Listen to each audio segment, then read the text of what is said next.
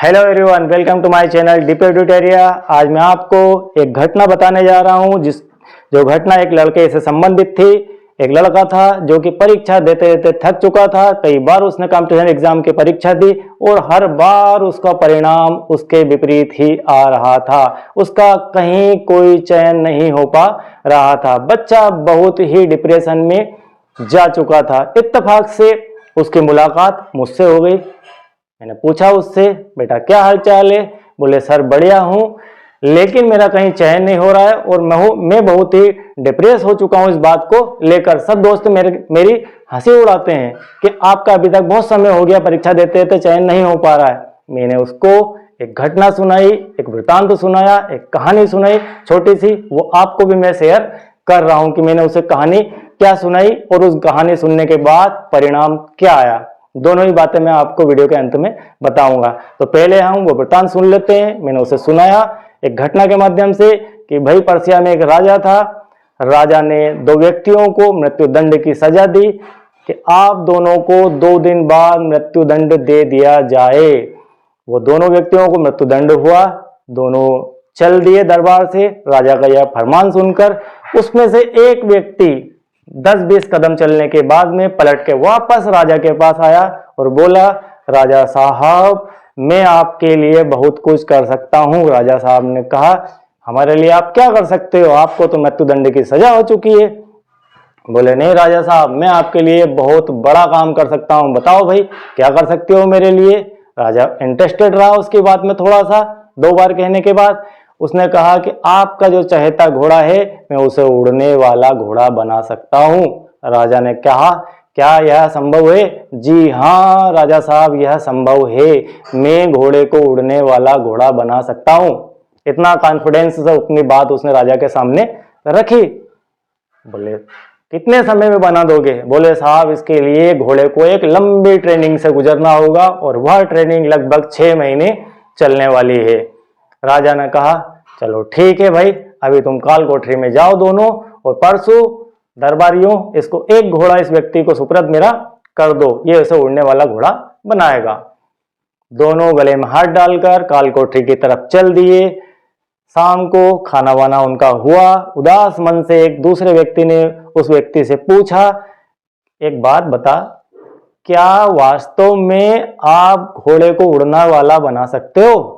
उस व्यक्ति ने कहा कि भाई कभी घोड़ा उड़ते हुए आपने देखा है क्या, जो मैं उड़ने वाला बना दूंगा? बोले नहीं देखा। तो मैं कैसे बना दूंगा उड़ने वाला? तो फिर आपने राजा साहब के सामने झूठ क्यों बोला? बोले परसों जो मुझे मौत मिलने वाली है, कम से कम वो 6 महीने बाद तो मिलेगी। आपसे मैं 6 महीने तो ज्यादा जीऊंगा। बोले बात तो तुम्हारी सही है भाई कि मुझसे आप 6 महीने ज्यादा जियोगे। उसके बाद तो फिर बोला, उसके बाद तो आपको जो है मरना ही है ना? बोले नहीं, उसके बाद में भी संभावनाएं बनती है। बोले क्या संभावनाएं बनती 6 महीने बाद? हो सकता है कि 6 महीने के बीच में राजा ही मर जाए। बोले ये भी हो सकता है कि राजा मर जाए 6 महीने। कल किसने देखा? बोले हाँ भाई कल किसने देखा। बोले चलो राजा नहीं मरा तो क्या हुआ, घोड़ा भी। अब जो है तीसरी संभावना बनती है कि घोड़ा उड़ने वाला बन जाए, हो सकता है। तो बोले हाँ ये भी हो सकता है, दुनिया में सब कुछ हो सकता है, ये हिंदुस्तान है, यहाँ सब कुछ संभव है। तो इस कहानी के माध्यम से मैं आपको यह बताने की कोशिश कर रहा हूँ। उस बच्चे को जो कहानी मैंने बताई उसकी मूल शिक्षा यह है कि हमें जीवन में हमेशा संभावनाएं तलाशते रहना चाहिए। कभी भी परिस्थितियों से हारना नहीं चाहिए। परिस्थितियां चाहे कितनी भी विपरीत हो, हमें उस परिस्थिति में कुछ ना कुछ हल निकालने का प्रयास जरूर करना चाहिए। फिर उस बच्चे को मैंने एक अंतरिक्ष में रॉकेट जाने का उदाहरण दिया और कहा कि हम जानते हैं कि जमीन से फेंकी हुई हर चीज वापस लौटकर जमीन पर आ जाती है, लेकिन यदि 11.2 किलोमीटर पर सेकंड की स्पीड से कोई चीज इस वेलोसिटी से आसमान की तरफ फेंकी जाए और वह हमारी पृथ्वी के गुरुत्वाकर्षण बल को पार कर जाए तो फिर दोबारा वह जमीन पर लौटकर नहीं आती और स्पेस के अंदर विदाउट एनी एनर्जी वह गमन करती ही रहती है। तो अपनी ताकत इस प्रकार से लगाओ कि हमें जो है अंतरिक्ष में पहुंचना है, तो उस ताकत के साथ अपनी लड़ाई को लड़ो और परीक्षा दो, अपना मनोबल बढ़ाओ। ये बातें मैं समझाकर वहां से चला आया। और वो बच्चा 2 दिन पहले, ये वीडियो बनाने से पहले वो मुझे मिला और बहुत ही खुश था। मैंने पूछा क्या हालचाल है, बोले सर आपकी बातों से मेरा जीवन बदल गया और मैं आपकी बातों से इंस्पायर होकर फिर से एक बार परीक्षा के मूड में आया और मैंने एग्जाम दी और मेरा चयन हो गया और आज मैं एक अच्छे लेवल पर एक नौकरी के अंदर हूँ।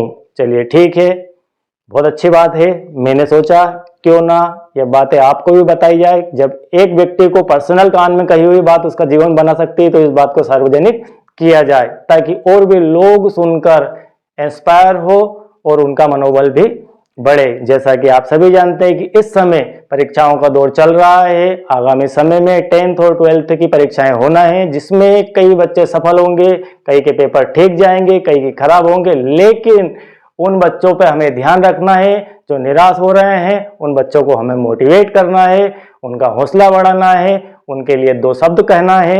ऐसे बच्चे हमारे परिवार के अंदर भी मिल जाएंगे, आसपास भी मिल जाएंगे, आस पड़ोस में मिल जाएंगे, घर परिवार में मिल जाएंगे। तो उन बच्चों का विशेष ध्यान रखना है, उनको मोटिवेट करना है ताकि कोई बच्चा होपलेस ना हो। और दोस्तों एक मेरी पर्सनल लाइन है जो मुझे हमेशा याद रहती है और उसको मैं बेस बनाकर चलता हूं कि कोई भी बड़ा कार्य एक दिन में कभी भी नहीं होता है। कोई भी बड़ा कार्य एक दिन में नहीं होता है, लेकिन लगातार संघर्ष से, लगातार प्रयास से, लगातार मेहनत से एक दिन जरूर होता है। तो थैंक यू वेरी मच। आपने अगर मेरे वीडियो को देखने के बाद आपको अच्छा लगा हो तो लाइक कीजिए, शेयर कीजिए, अपने दोस्तों को बताइए और यदि आपने अभी तक सब्सक्राइब नहीं किया है तो प्लीज चैनल को सब्सक्राइब कीजिए। Thank you very much.